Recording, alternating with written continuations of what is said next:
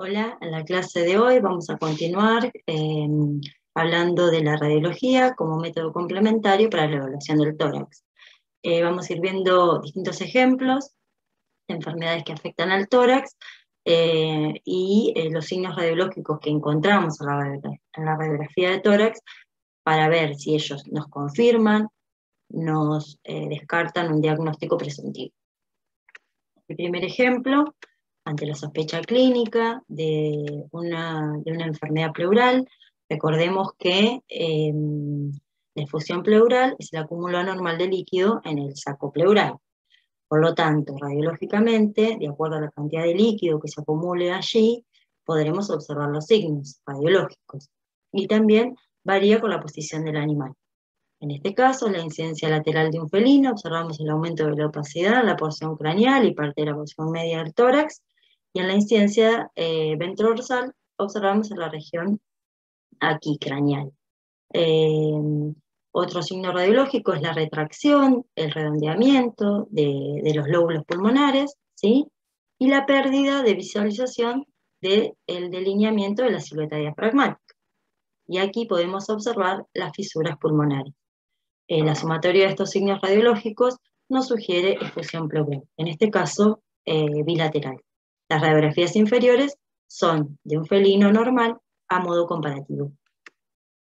En este ejemplo, observamos ante la sospecha de neumotórax. Recordemos que el neumotórax es el acúmulo de aire en el saco pleural, anormal. Entonces, observamos una radiografía lateral de un felino y de un canino. Y abajo son radiografías normales. El signo radiológico esperable es la separación de la silueta cardíaca del esternón en ambas radiografías, y en esta, más notoria, es el aumento de la opacidad pulmonar, ¿sí? Debido a la pérdida de volumen de aire de ese pulmón, y el aumento de la radiolucidez entre el campo pulmonar y la pared torácica.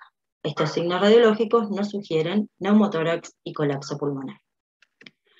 Bueno, ante la sospecha clínica de una ruptura diafragmática por un trauma, normalmente lo que buscamos, los signos radiológicos, son presencia de estructuras de vísceras abdominales en cavidad torácica.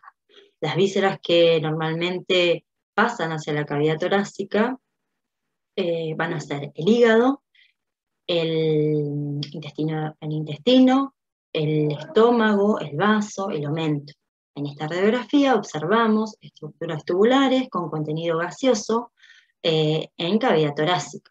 No podemos visualizar con definición la silueta, el delineamiento del diafragma, principalmente de la porción ventral, ¿sí? De su cúpula, y en determinadas situaciones hay presencia de efusión, tanto torácica como abdominal.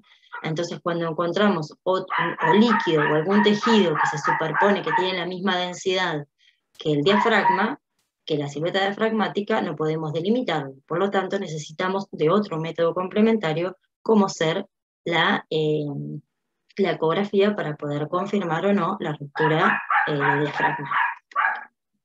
Bien, ante la sospecha de un trauma torácico, esto es común en los pequeños animales, por peleas, por accidentes automovilísticos. Desde la radiografía podemos observar las fracturas de costilla. Observemos que los espacios intercostales de regularidad entre ellos nos sugieren que hay un mal posicionamiento de esas costillas, que hay fracturas. Comparémoslo con el lado contralateral, que no tiene alteraciones. Otro signo a observar es el aumento del espesor de los tejidos blandos, presencia de gas en ellos, que sugieren también la inflamación de los tejidos, el desgarro muscular, la enfisema subcutánea. Otro signo radiológico, cuando nosotros sospechamos de una masa mediastínica, observamos en esta incidencia lateral una imagen de masa redondeada, de radiodensidad de tejidos blandos, localizada en mediastino craneal. También, entonces, para saber si está en mediastino craneal con la incidencia ventrodorsal, observamos que está en el medio. Entonces eso nos sugiere desde la radiografía que es una masa mediastinal, porque observamos que hay pulmón de un lado y del otro de la masa. no podemos saber qué tipo de masa es desde la radiografía, sí saber que es una masa mediastínica, y también en esta radiografía hay otro signo radiográfico, que es una lesión ósea a nivel del primer y segundo par de costillas, que podría o no tener relación con la misma. Habría que ampliar el estudio. Bueno, dijimos que íbamos a hablar también de enfermedades pulmonares a nivel del parénquima pulmonar y tráqueo-bronquial. Bueno, cuando hablamos de patrones, decimos que los patrones pulmonares son un método que nos permite evaluar alteraciones a nivel del parénquima pulmonar, ¿sí? La evaluación de los mismos, su comprensión básica es necesaria. Tenemos que tener en cuenta que una enfermedad que afecta al pulmón por lo general afecta varias localizaciones del pulmón, por lo tanto no va a dar un solo patrón pulmonar. Por ejemplo, un patrón pulmonar no es característico de una enfermedad en sí. Un ejemplo de esto es el patrón alveolar, se puede presentar tanto en una bronconeumonía, en un edema de pulmón, en una hemorragia pulmonar, ¿sí? Entonces siempre hay que correlacionar los signos radiológicos con los signos clínicos del paciente. También saber que hay distintos factores que no son patológicos que nos pueden variar la radiodensidad pulmonar. Entre ellos está la condición del paciente, la obesidad, por ejemplo, puede aumentar la radiodensidad del pulmón, el posicionamiento del paciente, si ese paciente está anestesiado o sedado, la técnica radiológica. Bueno, hay factores no patológicos que varían esa radiodensidad pulmonar, hay que tenerlo en cuenta. Bueno, una vez que nosotros ya determinamos que hay una variación, que hay un cambio, que hay una alteración en ese patrón, en ese pulmón, podemos clasificar a los patrones, en alveolar, bronquial, intersticial y vascular. Bueno, por lo general no se presenta un solo patrón, sino una combinación de ellos, y lo que hacemos es, vamos a mencionar el que predomine, vamos a clasificar el que más predomine, ¿sí? En la radiografía. No es posible realizar un diagnóstico definitivo debido a la falta de especificidad y de sensibilidad de los patrones pulmonares. Bueno, dicho esto, vamos a hablar del patrón alveolar, vamos a pensar, o sea, el patrón alveolar se origina porque hay ocupación a nivel alveolar, o puede haber líquido, puede haber células. Eso me genera un aumento de la opacidad en el pulmón. Es lo que vemos aquí. Otro signo, ese es un signo radiológico del patrón. Otro signo es el bronquio, ¿sí? La presencia del bronquio con contenido aéreo y hace contraste con la opacidad pulmonar. Entonces a esto lo llamamos broncograma aéreo, ¿sí? Tener en cuenta que cuando la enfermedad alveolar es extensa, por lo general vemos broncogramas, pero no necesariamente los vamos a ver siempre. Bueno, tener en cuenta que un patrón alveolar puede ser sugerente de neumonía, puede ser sugerente de edema, puede ser sugerente de hemorragia, o sea, de un colapso pulmonar, de una telectasia, de una torsión lobular. Entonces, siempre relacionarlo con la clínica del paciente.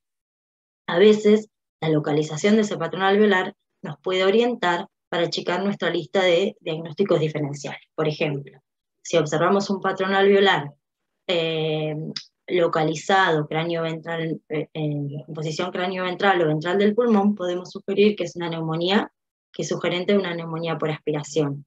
Ahora, si vemos un patrón alveolar posicionado caudodorsalmente, podemos sugerir que es un edema pulmonar no cardiogénico, ¿sí?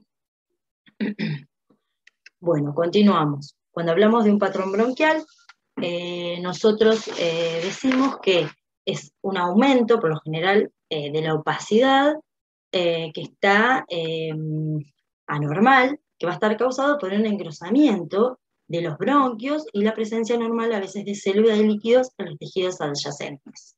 Esto la radiografía se va a traducir como anillos y líneas opacas, que va a ser al corte transversal, vemos los anillos, son cortes transversales de bronquios, Y al corte longitudinal hablamos